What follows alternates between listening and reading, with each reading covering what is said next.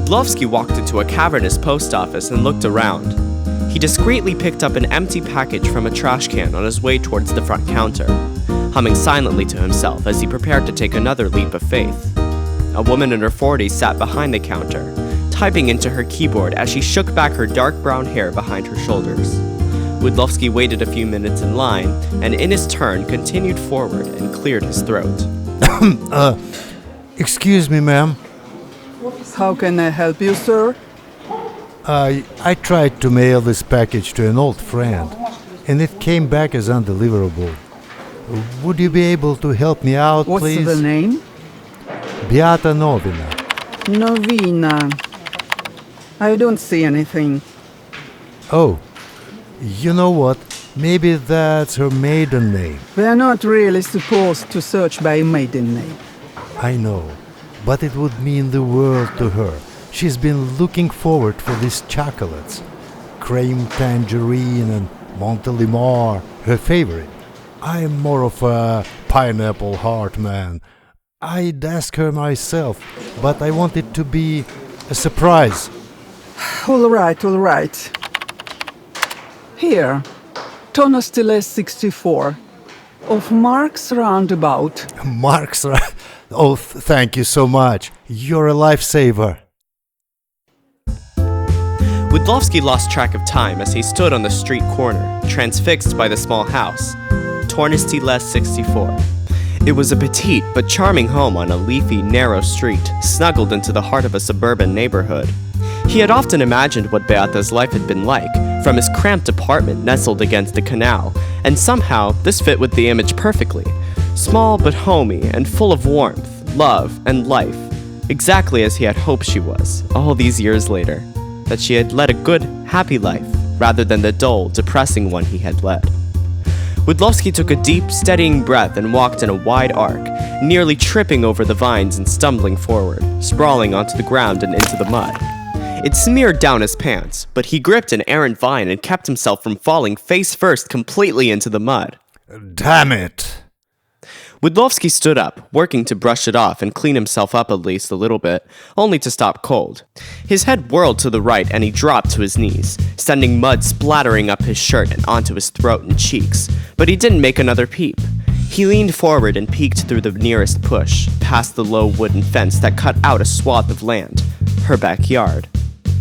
She knelt forward, her back to him, planting bulbs into a garden. The pale blonde hair had his breath caught in his throat, and he struggled to recompose himself. It wasn't until she shifted, partially facing him as she lifted her hand to wipe dirt from her face, that he knew it was true. That there was no denying who was before him. Beata's profile was delicate and lively as she looked up at the mid-morning sun, her emerald green lawn spread out around her. She's almost the same age as Widlowski, but time has been kind to her and she looked radiant, even with a splotch of dirt on her cheek. Beata hummed a song to herself, and Widlowski's heart skipped a beat at that familiar voice, which hasn't changed at all. His smile faltered at the sound of the back door opening. Widlowski glanced towards the rear of the house as a man stepped out, looking down at Beata in the instant before she looked back towards her garden, unaware of the figure now looming over her. A man that ripped the breath from Widlowski's throat and the smile from his face. He must be around 70 now, but the smug look, however faded, was unmistakable. He plopped down the back stairs, smiling at Beata, while Widlowski watched him, thunderstruck.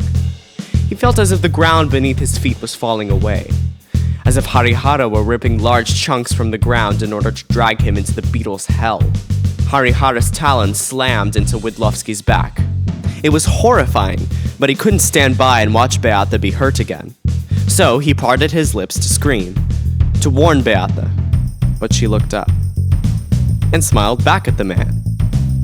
Haritonov leaned forward and pressed a light, loving kiss against Beata's cheek, her hand reaching up to cup his cheek an instant later. Widlowski scrambled backward, desperately trying to remain quiet, trying to remain calm, even as it dawned on him that he had wasted decades of his life pinning after a woman who had moved on. That he had traveled thousands of miles for a woman who had done the worst thing imaginable, who did not answer his letters for the reason now so bitterly obvious. Beata had married the very man who had torn them apart. Widlowski fell backward and laid down into the mud, staring up at the sky through the canopy of trees. His breathing was ragged at first, but he managed to calm down a bit, even as his heart shattered into a million pieces. Even as he felt Drug's hand on his heart, offering him solace while Harihara slashed talons deeper into his lungs. His breathing slowed but was still harried. He had no idea what he was going to do. Now, or ever. All his plans seemed to fall away into the void, as Harihara laughed up at him from back in the bowels of Beetle's hell. His screams went unanswered, while Widlowski laid there in the mud, simply trying to figure out his next move. He wanted to believe that he hadn't wasted his chance, but there was no guarantee about that. He realized that there never had been.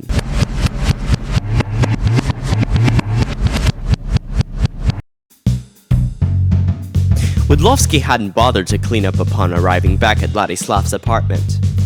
He'd ignored the weird looks he'd gotten from the other passengers on the bus, as well as those who walked by him on the street. He was far too lost to pay more than cursory attention to them anyway, after everything he had witnessed. Some fundamental part of his reason for existence had burst into fire and snapped like that invisible string he felt that day he and Beata had been separated decades ago. Now, on the floor of Ladislav's apartment in the same position as near Beata's house, he felt even more broken and lost, and he barely heard the door open. Ladislav entered, carrying groceries, and saw Widlowski's feet sticking out from under the coffee table. You back, love? I got us some provisions. Never recruit on an empty stomach is something my mother, well, never said. Widlowski didn't say anything as his mind whirled. The wounds were still fresh, the pain too raw. He was still trying to comprehend what he'd seen, that he didn't know how to put into words. This was the kind of betrayal that songs were written about. Ladislav walked around and saw the state Widlowski was in. Jesus, son of Christ, what happened to you? You look like you fell into a grave. Was it your own? Hey, you okay, man? She's with him. She's with whom? And who's she? Beata. Her Majesty. I saw her. Ladislav put down his groceries and sat. She's with Haritonov. I think they're married. Oh, wow! Wow! Oh, wow! That's crazy! That's insane! Of all the, Widlowski lifted his head, noticing Ladislav's terrible performance. You knew, didn't you? You ever think about the fact that you two have been apart 10 times longer than you were ever together? You knew! I tried to tell you, man, people change! People change isn't telling me. It's a fortune cookie, for God's sake. And not all people change. I'm still the same, so are you. Well, maybe that's what's wrong with us. Look, you had your reasons for leaving, I get it. But can you expect the whole country to pause for decades while you sort out how you feel? You left. She moved on. Widlowski flopped back down. Oh my God, what I'm doing here? You're catching up with old friends. You're planning a reunion. No. I came for her. You really know how to make a guy feel wanted. Okay, you saw her? She's alive. She's all right. Now you can, I don't know, move on too, with your own life. Widlowski sat up, nodding to himself. Yeah.